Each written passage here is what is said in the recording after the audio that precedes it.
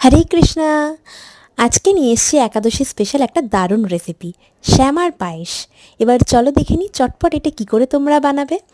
তার জন্য আমি নিয়েছি পাটালি গুড়, শ্যামা আর দুধ। কড়াইতে দিয়ে দিলাম 2 চামচ মতন ঘি।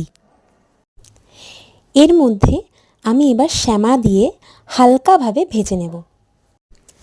শ্যামাটাকে খুব বেশি ভাজতে হবে না, 2 মিনিট মতন হালকাভাবে ভেজে নিয়েই এটাকে তোমরা দুধের মধ্যে দিয়ে দেবে। একাদশী যদিও অনেকে নির্জলা করে, কিন্তু তবুও যারা নির্জলা করতে পারে না এবং অফিসে যেতে হয় বা স্কুলে যেতে হয়, তাদের জন্য কিন্তু এটা একটা খুব ভালো খাবার এবং এটা তৈরি করতেও খুব বেশি সময় লাগে না। চলো, এবার শ্যামাটা হয়ে গেছে ভাজা। এবার আমি এটাকে দুধের মধ্যে দিয়ে দিয়েছি। দুধটাকে আমি আগেই ফুটতে বসিয়ে দিয়েছিলাম। এখানে আমি হাফ দুধ নিয়ে নিয়েছি। হাফ দুধের মধ্যে আমি শ্যামাটাকে দিয়ে ফোটাবো যতক্ষণ না শ্যামাটা সেদ্ধ হয়ে যায়। এবং শ্যামা সেদ্ধ হয়ে গেলে যে বাকি হাফ দুধ যেটা আমি তুলে রেখেছিলাম সেটাকে আমি এখানে মিশিয়ে দেবো। এইভাবে আস্তে আস্তে যদি তোমরা ফোটাও তাতে পায়েসটা ঘন হবে এবং খেতেও খুব সুস্বাদু হবে। এবার আমি এখানে দিয়ে দেব 2টো এলাচ।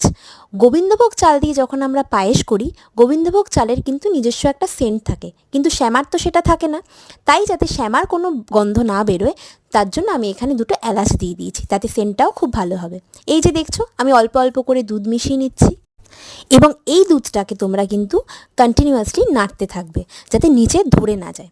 এবার আমি গুড় মিশিয়ে দেব এবং একইভাবে এটাকে নাড়তে থাকবে যতক্ষণ না পর্যন্ত গুড়টা গলে যায়। ব্যাস, আমার পায়েস রেডি হয়ে গেছে এবং আমি এটাকে এবার একটা বলে সার্ভ করে নিয়েছি। এটা দেখতে যেমন সুন্দর হয়েছে, খেতেও কিন্তু খুব সুস্বাদু হয়েছে। এবার চলে আসি আরেকটা আইটেমে, ফ্রেঞ্চ ফ্রাইজ, যেটা আমাদের প্রত্যেকেরই খুব প্রিয় এবং এটাকে আমরা একাদশীর দিনেও খেতে পারি। তার জন্য কিন্তু নিয়ে নিতে হবে সানফ্লাওয়ার অয়েল, কারণ অন্যান্য অয়েল এখানে ইউজ হবে না। এবং এইটাকে আমি এয়ার ফ্রায়ারে বানাবো। অল্প অল্প করে দিয়ে দিয়েছি। আমি 4টে আলু মতন কেটে নিয়েছিলাম, খুব বেশি ভাজিনি। এবার এটাকে আমি বসিয়ে দেব এবং ওপরে টাইমার সেট করে দেব। ঠিক ওপরে সব কিছুর অপশান দেওয়া আছে, যারা এয়ার ফ্রায়ার ইউজ করো তারা ডেফিনেটলি জানো। এবার আমি এটাকে বসিয়ে দিয়েছি 15 মিনিটের জন্য। আর হ্যাঁ, এখানে যে নুনটা মাখবে সেটা কিন্তু সন্দক লবণ নেবে। আর একইভাবে একটু তৈরি করব কাঁচকলার চিপস। ব্যাস, আমার ফ্রেঞ্চ ফ্রাইস রেডি হয়ে গেছে। আর এয়ার ফ্রায়ার থাকাতে খুব বেশি সময় লাগে না। এবার আমি দিয়ে দিলাম কাঁচকলার চিপসগুলোকে। এগুলোকে আমি ভাজতে দিয়ে দেবো এয়ার ফ্রায়ারে। ঠিক একইভাবে টাইমার সেট করে দিয়েছি 12 মিনিটের জন্য। 12 মিনিট হয়ে গেলে আমি এটাকে বের করে নিয়েছি। দেখেছো কীরকম ঝুরঝুরে আর মুচমুচে হয়েছে।